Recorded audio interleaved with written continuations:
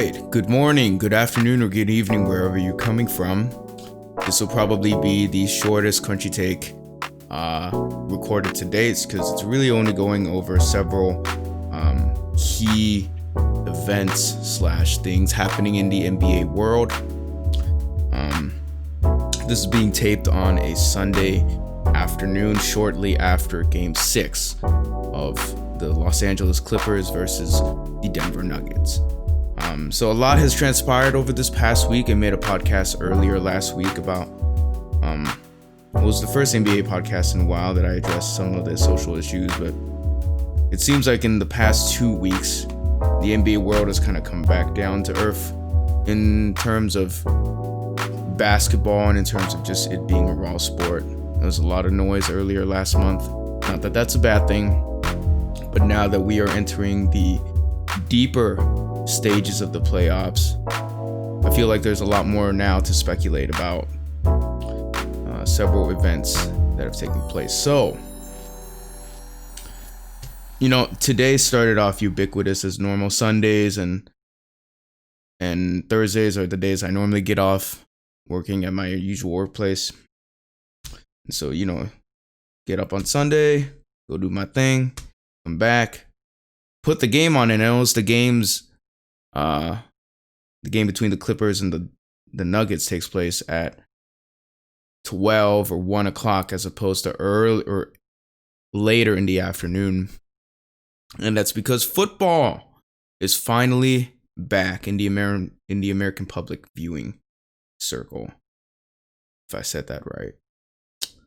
It's amazing to me how pivotal this game is to people, despite a whole lot of people not really knowing names and figures within that sport. It just seems like America is so infatuated with football that a lot of these people won't even watch football. Football is kind of that family time where people come together and either on a Sunday morning or late Thursday afternoon, depending on the team, depending on where you're watching from.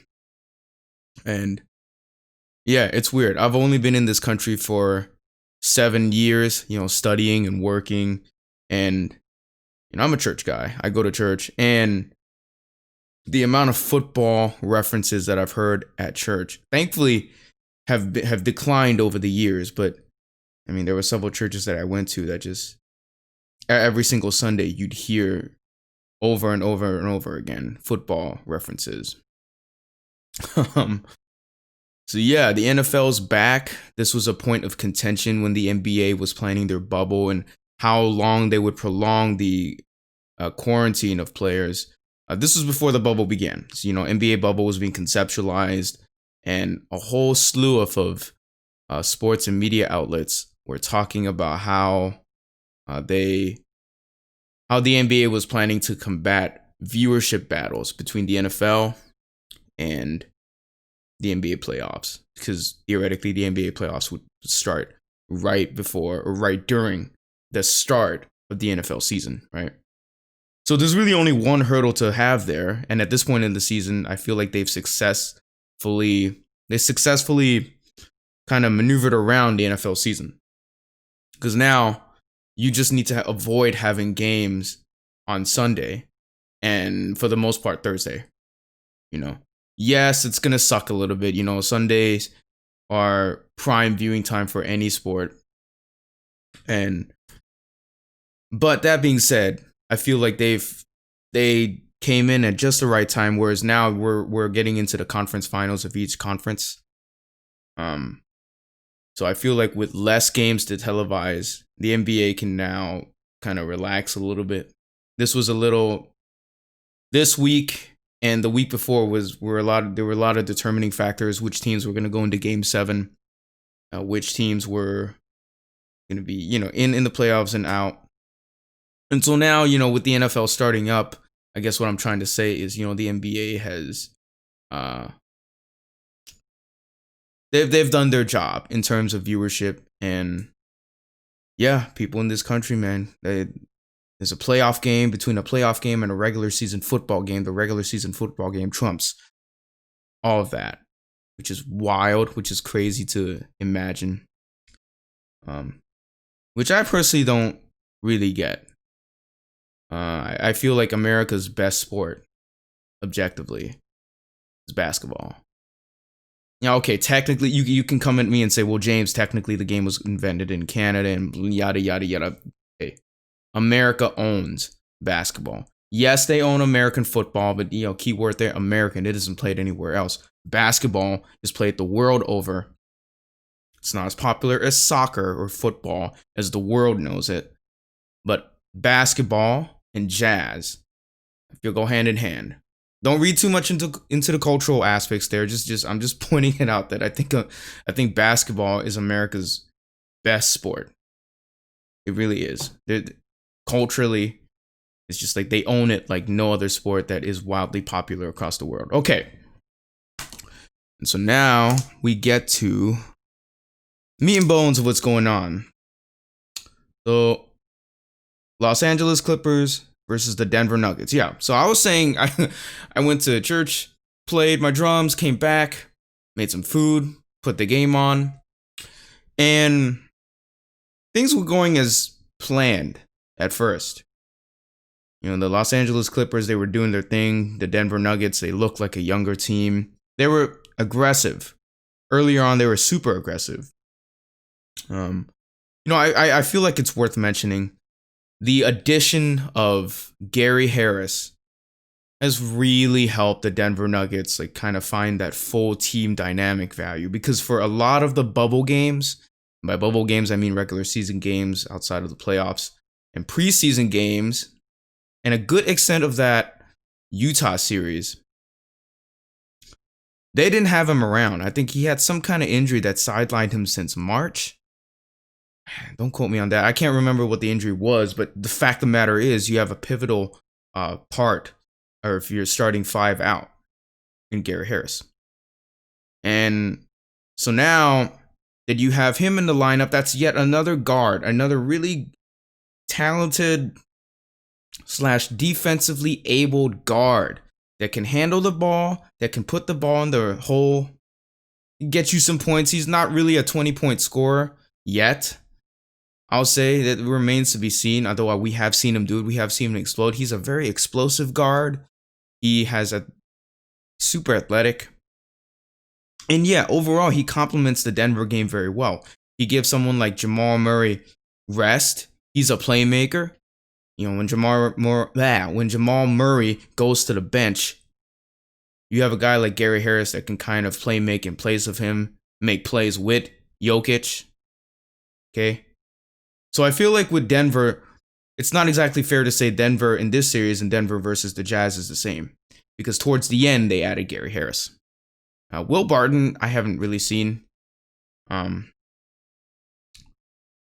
remains to be seen there, but yeah, just wanted to point out. I feel like a lot of media outlets aren't talking about the significance of Gary Harris and what he brings to the table for the Denver Nuggets. Now, going forward, they look very interesting.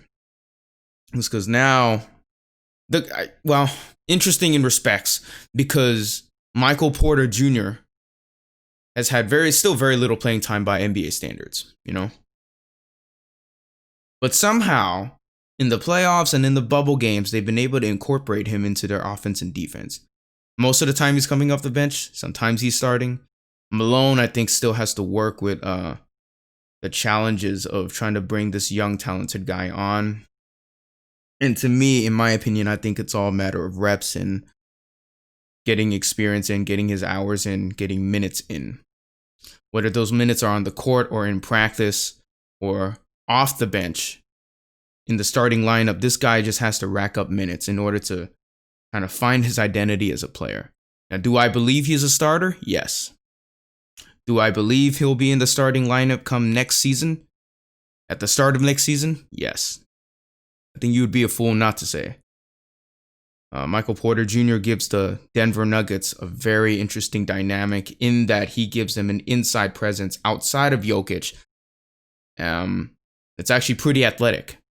Jokic has been on record saying that he does all this. He has to be this crafty, this good with his footwork and the ball just because he's quote unquote not athletic.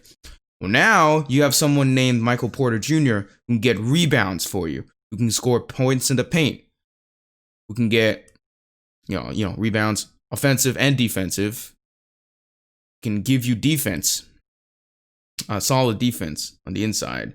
The only thing that kind of seems to get on MPJ's nerves, or it kind of derails him as a player at the moment, is when he sees the ball go in. And this is something that's true for a lot of younger players in the league. It's kind of, they're streaky. Yeah, that's the word I'm looking for, streaky, right? So in a game of basketball, when you're in a hot streak, when you see the ball go in, it does something for you mentally. Now, it does something for the superstars as well, but the difference between the superstars and maybe the up-and-coming talent and, say, a bench or non-superstar player is that when the superstars don't see the ball go in, they keep shooting. It's because they know, they believe in their abilities, and if their shots aren't going in, they're going to try to find other ways to contribute to the game, but not taking away from their offensive abilities. Well, what am I trying to say there? When you're a streaky player and when you're a streaky shooter, often what people mean is that after a certain point, you get hot in a game, you're scoring, you're making shot after shot, consecutive shot after shot, right? And that's usually when they're at their best. But that can also be bad, because when they don't see the ball go in, sometimes they kind of get down on themselves. You can tell from their body language, they don't hustle back on defense as much. They're not hustling for the rebounds. They don't box out as much. And I'm not saying we've seen too much of that from Michael Porter Jr. It's because he's only a rookie. He's played under 50 games or so, right? So yeah, all things on the upswing for him. It all comes back down to him getting minutes and getting reps in today's NBA game, just for him to adjust to the pacing. Another point about him too, I feel like players like him and Zion Williamson, okay, I'm comparing two very different players, two very different players in terms of size and in terms of what they bring to each team, because I think Zion means a lot more to the Pelicans than Porter Jr. means to the Denver Nuggets. But I feel like these players can be a catalyst for good post play again. It's because, okay, hold on. This is a tangent, I'm going off of it, but bear with me. I feel like this whole NBA that we're seeing right now is super, well, what do you call it? Warriors mimicky. Ever since the Warriors established their version of play, you see every single other team trying to mimic them, whether they have the personnel to do it or not. Subconsciously and unconsciously too. I feel like the Warriors' impact on the game is so great that you have teams neglecting to shoot easy layups and not easy, but more makeable / more logical mid-range to deeper post paint points in favor of the long-range jump shot. And I feel like many others that it takes maybe one or two players to shake that up and say, no, we're not going to do that. No, we're not going to allow for this to happen anymore. You may want to do that, but when I come down, I'm going to give you the works inside. And players like Michael Porter Jr. and Zion Williamson, I think, are capable of bringing that back into the equation. LaMarcus Aldridge, to a certain extent, was. He's kind of a random, he's not in the playoffs right now, but the reason I bring him up is because he mostly gets his points done from the mid-range, and he's a 7-footer. Fringe 7-footer, so I feel like I want to start seeing basketball played in its fullest extent again, not this sort of analytic anarchy era that we're in right now, where we only prioritize and we only give weight and credence to, and at least on the offensive end, to the long range jump shot. That's like the most stigmatized, yet at the same time most sought after weapon in today's NBA. And I'm just not in my opinion, that takes away from so many more beautiful aspects of the game. Yeah. So back going back and pedaling back to Michael Porter Jr. I feel like he's yet another tool in that Denver Nuggets toolbox that they have now to add to this really interesting team, which, by the way, I think this series has given rise to the notion that Denver has now kind of gone up in that rating of, they've only been in the playoffs for, 2-3 years, right? About there was this year, there's this 1 year that 2-3 years ago, they weren't making it. They were right there. They were in the 9th and 8th seed. They were fighting it and they just couldn't get in. And now that they're in, right? And so they were a playoff team. And now this year with this series, I think they've kind of catapulted themselves into that upper echelon of actually belonging in the playoffs and actually pretty much borderline contending for a championship. If this series is anything to go by, Denver might be the young team that everyone is thinking about. We're going to talk about Miami and Boston in a little bit, but the Denver Nuggets are a team to be reckoned with at the moment, I must say. Jamal Murray, he had a few years right out of his rookie year that, people didn't really give stock to him. Same as Jokic, really good players in their own respects before coming to the NBA, but it took them some time, And credits to the Denver Nuggets, they didn't shy away from that, And so now let's take a look at this game for a little bit. Yeah, so I, did my thing, had my food, was watching the game. They were up by 19 or so going into this, or 16 going into halftime. And right around then, I'll be honest, I took a nap. And, sort of had the game audio on. I was, on my couch, sleepy as usual on a Sunday afternoon. And at one point saw that the Clippers were up by 19. So I'm thinking, okay, this is exactly what happened last game. But guess what? These are the Los Angeles Clippers. This is the team that we've been harking on and the team that we've been ascribing all these different attributes to, regardless of the fact that they've never won a championship before. They've never been together before. They've never been this one unit before. But in my mind, I'm thinking they have all, like everyone else, they have all the elements of a championship team. They have the toughness, right? They have the coach. They have basketball perfection in Kawhi Leonard. But I woke up from my nap around 4 o'clock. I look at my, instant messages. And one of my friends is a super Clippers fan. And he's been on this irate tear of Doc Rivers lately. And I gotta say, after this game, when I saw the result, the criticism was somewhat warranted. They were up 16 going into halftime. Up 19 at some point in the third quarter. I took a nap, and by the time I woke up, the final score is 111-98. Nuggets win, forcing a Game 7 to be headlined on Tuesday. What happened? Well, without even looking at the highlights, let's take a look at Denver's numbers statistically. Okay, I hate to be that guy where you only look at the stats, but when something like that occurs, and it occurred in the last game too, I feel like the numbers can actually tell you a few things. So right here, we're looking at Jokic, Harris, Murray, Jr., Michael Porter Jr., Monte Morris. 1, 2, 3, 4, 5.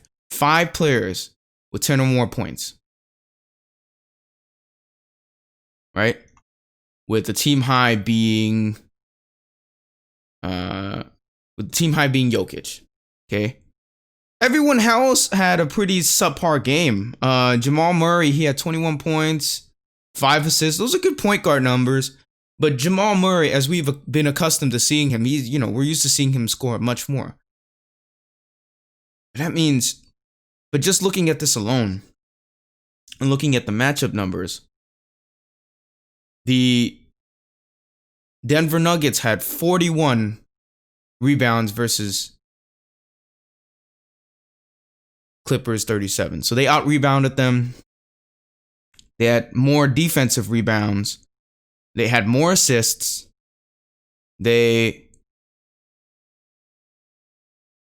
What this tells me, without even looking at the highlights, now, say what you will, but without even looking at the game footage, what this tells me is that in the time between them being up 19 to the end of the game, what likely happened was that the Clippers had to have taken their foot off the gas pedal somehow.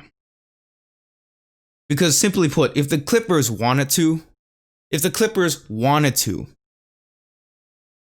they had every tool and power at their disposal to completely dismantle this game into nothing.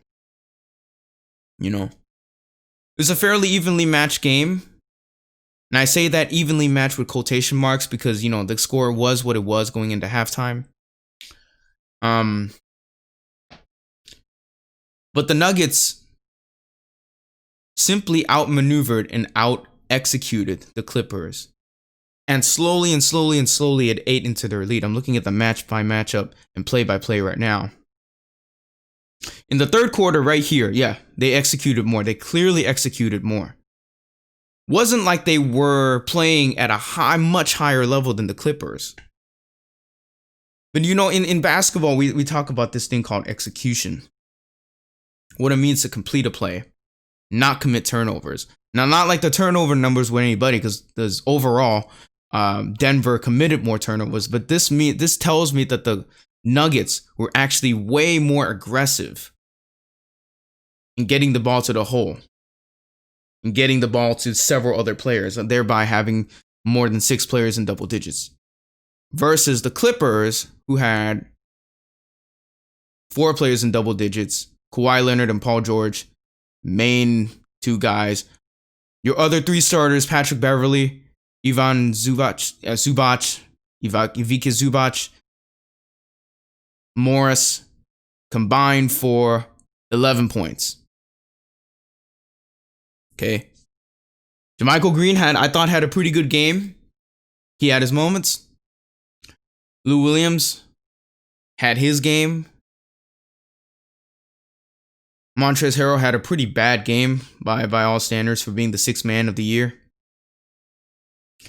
And yeah, just looking at the matchup alone, in the third quarter, the Denver Nuggets outscored the Clippers 30-16. And in the fourth quarter, 34-19.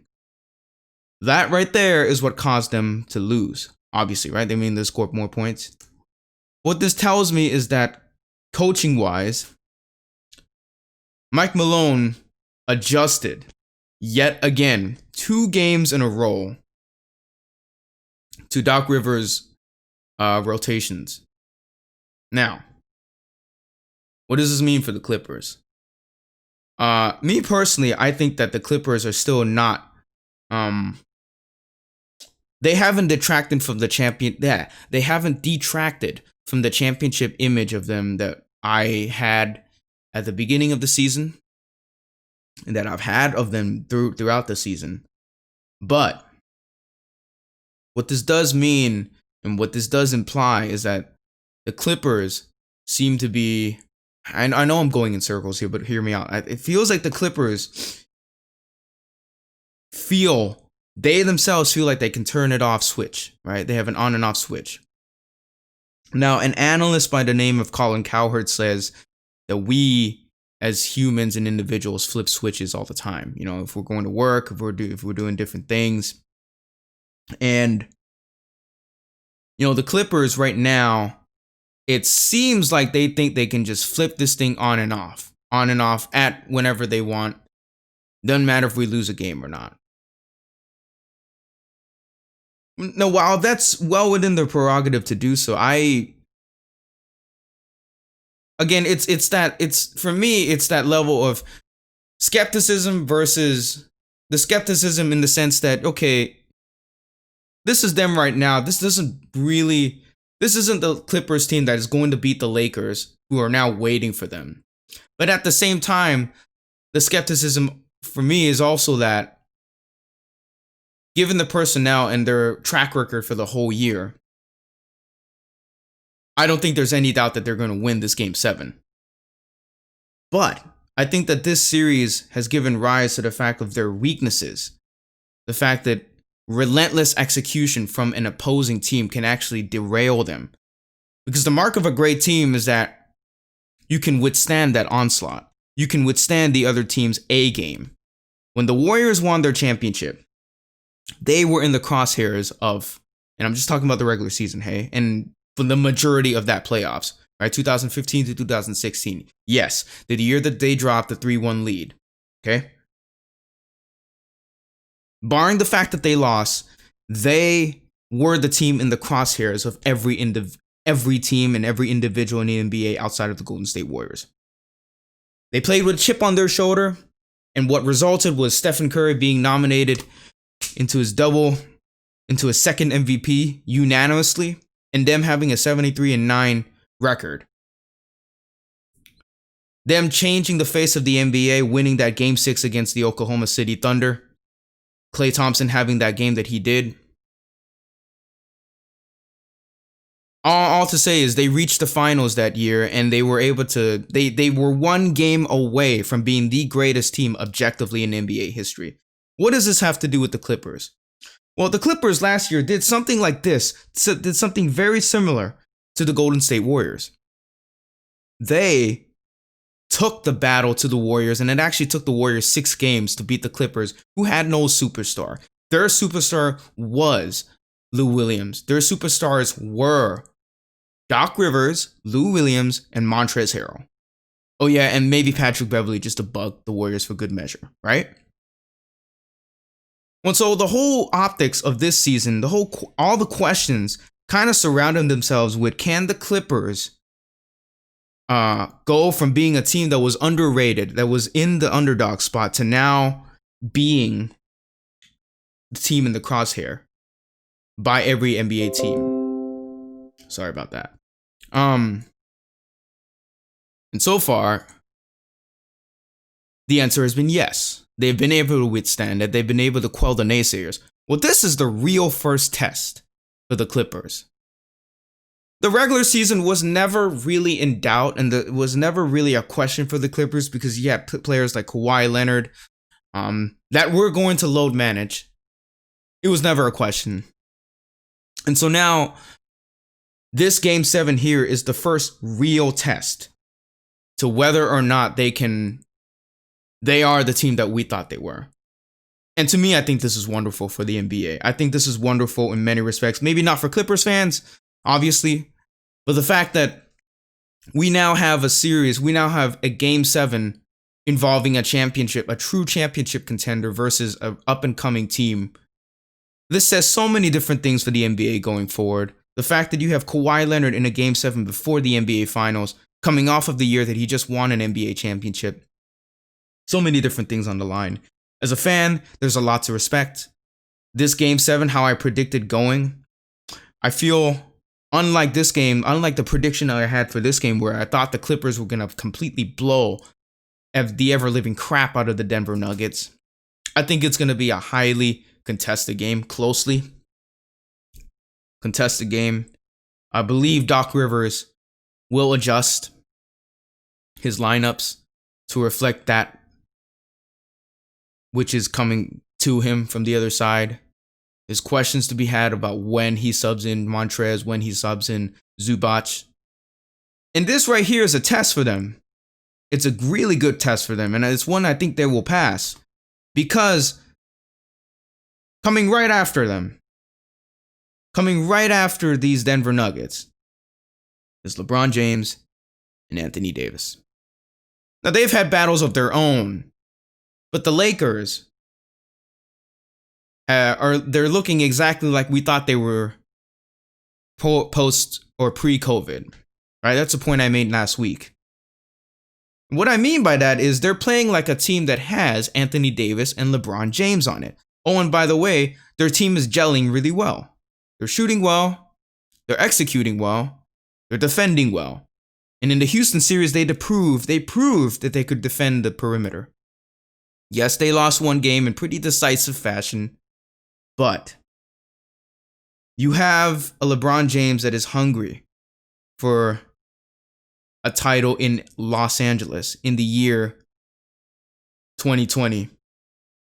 Where I hate to say it, Kobe Bryant's passing kind of puts a lot of pressure on LA in particular to bring home the championship, right? Now take that out. Take that out of the way, because what this means for the Clippers is that what they do in Game 7 against the Denver Nuggets with a young core will determine, should they succeed, will determine how they approach playing against a veteran team. A veteran team that's much like theirs, where this is really the only year, the first year that they've been together. And yeah, it poses this next game, this Game 7, lots of questions. Lots of challenges that need to be met by the Clippers in order to give them confidence again to then take on the Lakers. Now, me personally, I don't think it just comes down to these intangibles. I don't think it's just the optics of the game. I think it's also the fact that the Denver Nuggets match up incredibly well with the Los Angeles Clippers. You know, defensively, they're a mismatch at several levels. They're overall taller at several levels. You know, you got Zubats. No, you got Jokic. You got MPJ. You got Millsap. These players, okay, not MPJ. Okay, just taking the Denver's core. These players can play. And the thing is, they're not afraid of the Clippers. Just like the Clippers weren't afraid of the Warriors last year. And that's what's caused such upheaval. And it's what caused Kevin Durant to say, you know who I am. I'm Kevin Durant. This next game, Kawhi Leonard needs to do exactly that. You know who I am. What it do, baby? I am Kawhi Leonard. I am basketball perfection. I have the finals MVP on 2 teams. I am Kawhi Leonard. I can potentially have finals MVP on 3 teams. I will be the only player to do so. If I beat LeBron James, I'll be the only player to do so. Now, Kawhi Leonard is far from the player that'll say that mentally. Is far from the player that will say that out loud. But that's the kind of gusto and energy that he has to bring to this next Game 7 going into the Lakers series if they want to win a championship. All right. So yeah, my prediction is the Clippers will win. We will get the series that we've been talking about and screaming about, and then the NBA and sports media circles have been creaming about. Sorry to use that language, but they really have. Every single week, it's been Lakers, Clippers, Lakers, Clippers, Lakers, Clippers. Kawhi, LeBron, Kawhi, LeBron, Kawhi, LeBron. Paul George, Anthony Davis. Every week, it's been that. In this next game, not to put too much stock on it, but it's really the first test that the Clippers have ever had all season long.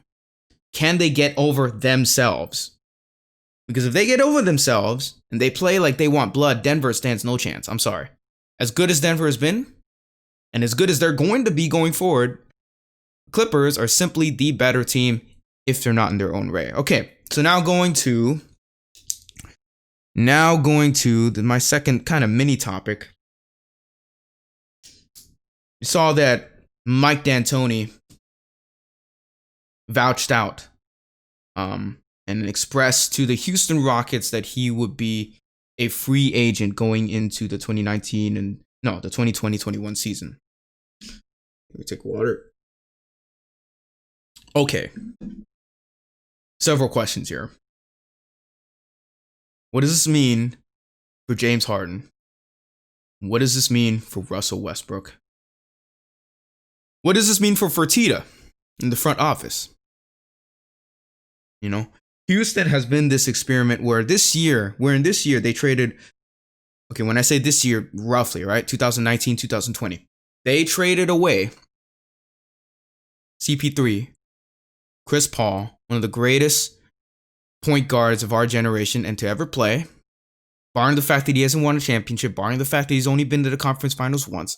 That still doesn't take away from the fact that he's a easy vote-in Hall of Famer. One of the greatest playmakers to ever play. One of the best defenders at that position that we've seen. A relentless competitor.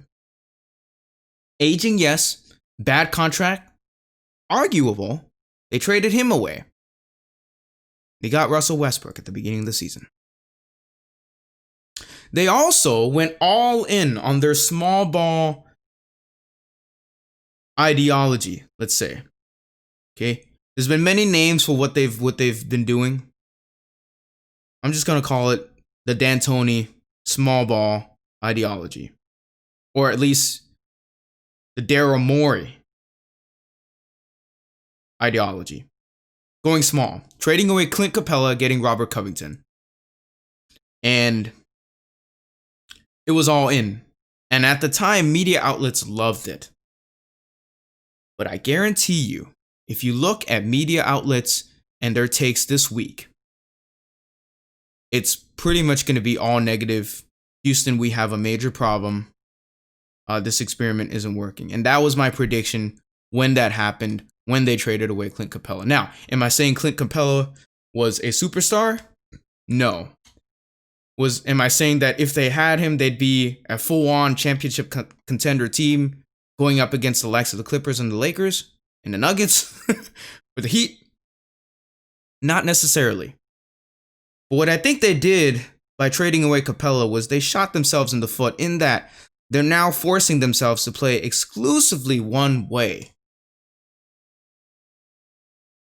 And that one way nearly cost them the series against the team that they traded Chris Paul to. A team that, for all intents and purposes, wasn't even supposed to be in the playoffs. Wasn't supposed to be in the 7th spot, let alone 8th, 7th. And the Rockets nearly lost to them. Going small forces someone like PJ Tucker to guard every single big man over 6'7" outside of, him and Robert Covington. Having to guard tall players. Tyson Chandler was on the team, but he's old.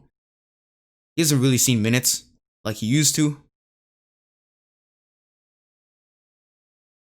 So defensively, they had no identity.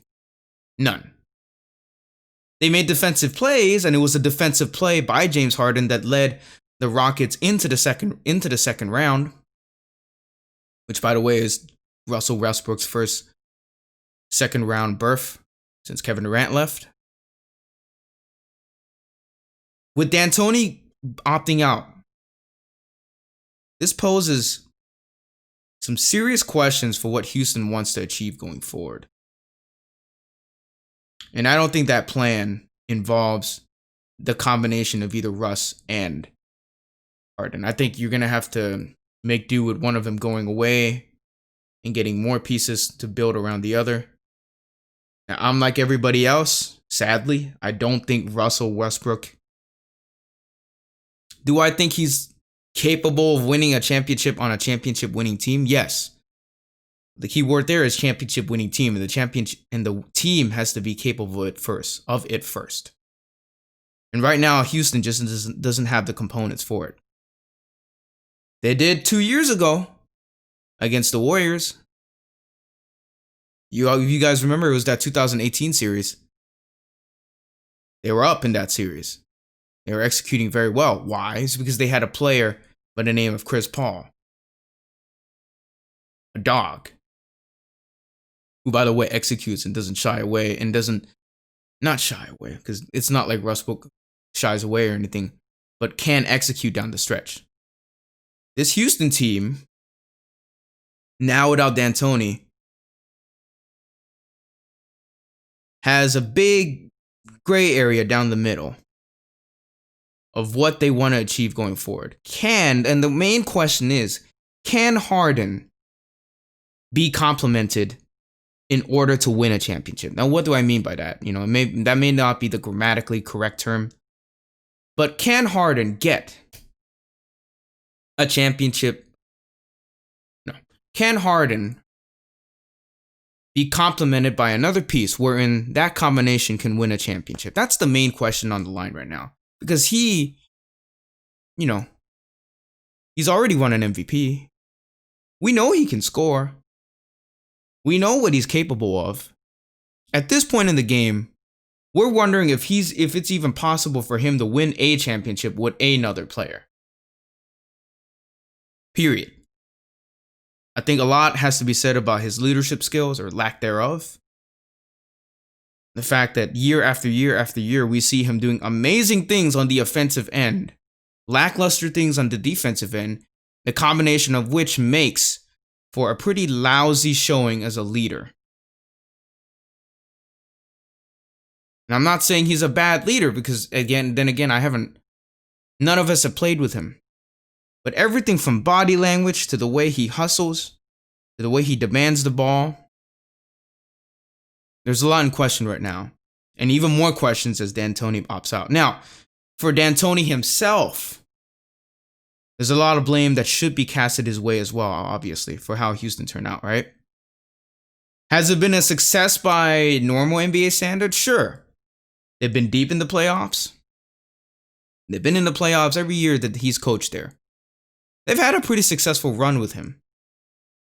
It's just when championships come to mind, D'Antoni, one, you had the Warriors getting in your way, but two, it always seemed like the Rockets got in their own way, much like the Clippers are getting in their own way right now, because you have coaches or you have personnel on the team that just won't relent and that just won't execute in multiple different ways. I keep bringing up the Warriors, but let's bring up a team like the Spurs, for example, which I feel are were the precursors to the Warriors. The Spurs executed on every single facet of the court and level. On every level and in every conceivable way that they could execute, they did. And that's why they won the championships they did. Championship teams win because they execute on every level. They out-execute the other team. Not only do they bring the fight, but they have the will to check off every single thing that needs to get done. It's the small things and the intangibles. And under D'Antoni, the Rockets had a lot of big intangibles that they didn't fill. Rebounds, inside points, defensive identity. And so for D'Antoni right now, I think the noise has been for him that he's going to go to the Indiana Pacers. I don't think that'd be a necessarily bad idea. But my hope is that if D'Antoni goes, the Pacers will retain some of their defensive identity and not sacrifice themselves on the offensive end too much, because under D'Antoni, you have a very high-powered offense. You have a very fast and kind of fireworks display offense. Run and gun. Yeah. It was a surprise to me. I woke up and saw the news this morning, D'Antoni being out. And yeah, in conclusion, this could be chaos for Houston going into the future. A lot falls on them right now to remedy what the losses. I don't think anybody expected them to beat the Lakers.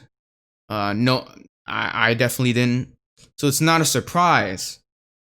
But there were whispers of D'Antoni leaving, and now that he has gone, things are about to get dicey in Houston. All right.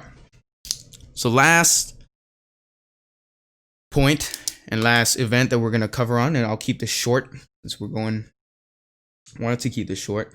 We got Miami versus Boston.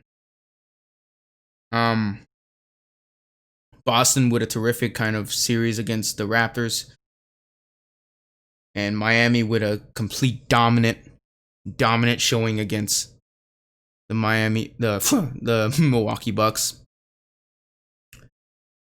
Now this series is all about the optics going in to this series is all about toughness versus talent.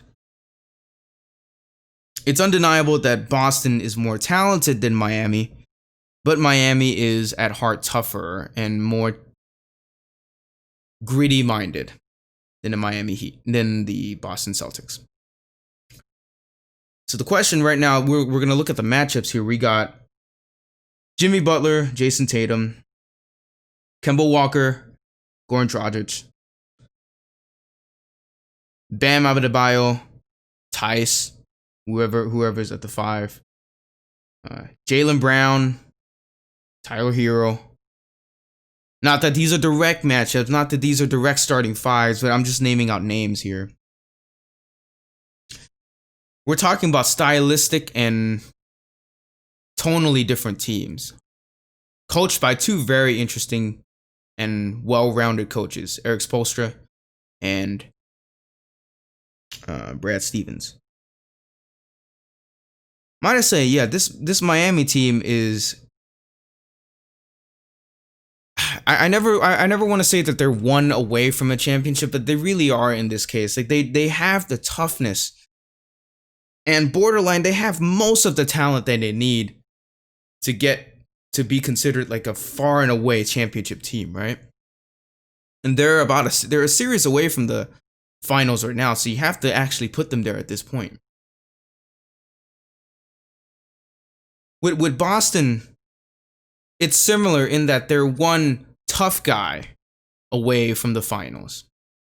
Now, with the demise and fall and absence of Gordon Hayward was never tough, but he gave them a whole nother dynamic as well. And so not having him there kind of sucks for them as well. But they've managed, and they've been able to tough it out. And so yeah, there's not I don't really have much for that series. I never really predicted Miami to get this far, but I'm glad that they have gotten this far just because Miami has been they've been incredible to watch. I feel like a team like Miami right now is really good for the NBA. It's really good for the identity of the NBA and basketball just because of the stuff that they bring. They are a tough team. I've said that over and over and over and over and over again. They are tough. And I love the fact that a blue-collar, tough, kind of together team in the NBA bubble is now going to be in the conference finals against a kind of Hollywood, no pun intended, with Boston and LA, but a more traditional, you got 3 players that can score 28 at any given time, Kemba Walker, Jason Tatum, and Jaylen Brown team. A talented team. Marcus Smart. There you go. They're a tough guy. They need one more. Much like the Miami Heat, they need one more to be catapulted into the level that we considered the Lakers, the Clippers, and the Bucks before all this, And so the question is, will Miami out-execute Boston, or will Boston be too much on the offensive end for Miami to handle? Because unlike the Milwaukee Bucks, Boston has weapons. Boston can spread the floor. Boston can run the floor extremely well. Their floor economics and pacing are superior, I think, at this point to Milwaukee. And on the Boston end of things, will Jason Tatum take that next level step and say, no, I am actually the best player in the East. Not this guy Giannis, not this guy Pascal Siakam, who we can't even consider anymore after this past series. Just because we've seen Jason Tatum be very inconsistent, especially in the closing minutes of these games. When he's dominant, he's dominant. His footwork is second to none. He's one of the best in the NBA. He's one of the best amongst the young players. But Jason Tatum, I think, has a chance right now to prove himself in this Miami series if he gets him to the finals. If Jason Tatum comes out guns blazing, even if they lose guns blazing, Jason Tatum being guns blazing says a lot for where the Boston Celtics are going from this point forward. All right. And so part of what I've seen with Miami too is they have trouble against speed. And that's going to be a problem with the likes of Kemba Walker, who's a lightning fast guard, small, very nimble, able, a floor general, a veteran floor general. They're going to have some trouble guarding him. And they're also going to have trouble with the likes of Marcus Smart, who's going to rough up someone like Tyler Hero, Duncan Robinson, Kendrick Nunn. These players that aren't used to players that have seen playoff action for more than a season. We forget that, huh? Tyler Hero, Duncan Robinson, Kendrick Nunn. They're all rookies. And we have yet to see any veteran team expose them. Now, credits to them, they've come in tough. They've played and practiced under Jimmy Butler, Eric Spoelstra, owned by a team that's owned under Pat Riley. There's control at every single level in the Miami organization, and it's proved itself right here. Ever since in the absence of LeBron James, they've rebuilt themselves up to this point. There were a lot of questions. I wasn't with the fact that Jimmy Butler went over to Miami. I thought if he had stayed in Philadelphia, things might have gone to a different level there. But it's obvious now that this was the right choice. Jimmy Butler is exactly where he needs to be, and he looks happy for the first time since early Chicago days with Derrick Rose when they were competing themselves. He looks happy. He looks happy. He looks like he's found his identity as a star on a team, and it doesn't look like he's that egotistical. What do I mean by that? Yes, he has an ego. Yes, he has a rather big kind of persona. But say if the Miami Heat were to get another superstar, as long as that guy has some dog in him, I don't see it being a problem. Jimmy Butler had problems on teams where players just weren't dogs. He had a problem on the Minnesota Timberwolves, as he should have. Then he had a problem in Philadelphia, not as public as the one in Minnesota, just because, to quote him, to paraphrase him, he didn't know what was going on in that organization. He didn't know what direction they were going. And it's very obvious from what has transpired with them. So yeah, optics going into this series, kind of long-winded way of saying I'm really happy for Miami. I'm really happy for Butler that, you know, this is the team that he's kind of heralded himself under. There were a lot of naysayers going into this series, going into this season, of whether or not he'd be able to catapult them above what we'd previously perceived of them before. We couldn't have predicted that Kendrick Nunn, Tyler Hero, and Duncan Robinson would be this good. They're a tough team, man. Tough. You got Kelly Olynyk, who's one of the nastiest, kind of dirtiest, sneaky players ever. At least in this current NBA right now. He's a glue guy. He's a rough dude to tackle on the offensive end. If he's guarding you, you're in for a rough night. Then you got Bam Adebayo, which I still think he's on a hot streak right now. That remains to be seen. So it's not like Miami doesn't have the talent, but it's like them and Boston both, to kind of cap my point off, they're one superstar away from being that Lakers category. All right. Or Lakers, Clippers, Warriors category. All right. So predictions for it. I quite honestly have Miami winning. It's because I believe in the playoffs, the game slows down and talented teams have a harder time defending against tougher minded teams. And I feel like Miami is the tougher team, not lacking too much talent. It's going to be a long series. I give Miami in 6 is my bold prediction going in. But I'm not holding anything to the fire. I'm hoping for a great series. If it goes 7, even better. But Miami in 6. And Miami Heat to the finals for the first time since LeBron James left. Yeah, that's my prediction for them. All right, so this has been the NBA segment for this week. And depending on what time you listen to this throughout the week, facts may have changed. Other reports may have come out. You know, we had a report of Giannis reportedly unfollowing a lot of his Milwaukee Bucks teammates and the team on Instagram. I don't want to read it too much into that. We'll see what that's probably one of the things the media will address this week, no doubt. You will probably hear that. But if you've been listening up to this point, thank you. This was an impromptu kind of random at the last minute NBA segment. I felt like doing it since we are just at that point now where things are about to get really fast. The days are about to go by real quick as the finals start at the end of the month, I think. So yeah, thanks for watching. Hopefully another podcast this week. Probably not about the NBA. There'll be a fight. Yeah, there is a fight next week. There'll be 2 consecutive UFC pay-per-views in the next 2 weeks. This coming week is going to be Robert Covington and Robert Covington. Colby Covington and Tyron Woodley this weekend. And the next weekend is going to be the main thing, middleweight title with Paulo Costa